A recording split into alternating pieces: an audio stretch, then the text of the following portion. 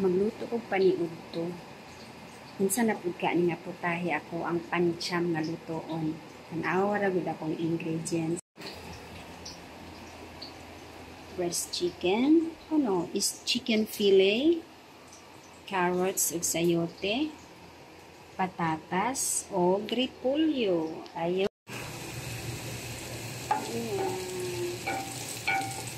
Isahon na ko ang karne.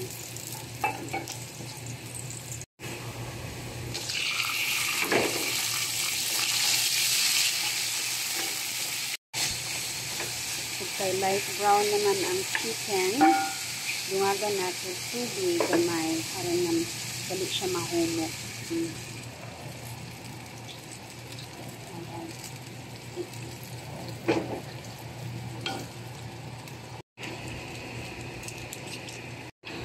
Takluban nato para dali nga mahumok ang karne.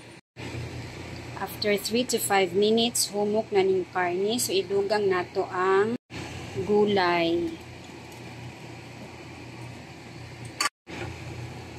carrots, patatas, o sayote.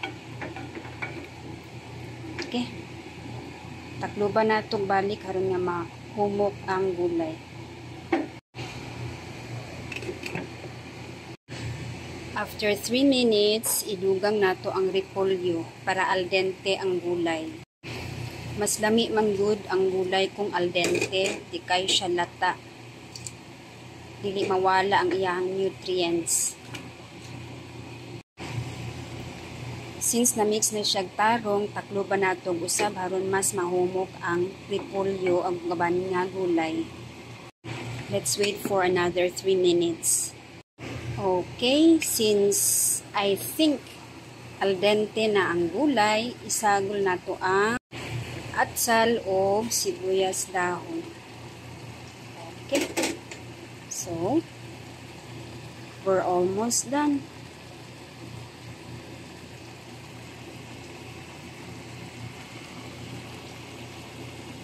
Minsan ni siya nga putahe, let me know. Wala na ko isagol sa iya nga mga sauce or anything else. Mauna ni siya. Alright. Takluban nato haron nga ang steam luto gamay sa atsal o sibuyas dahon. So thanks for watching and have a good day. Enjoy your lunch. Bye now.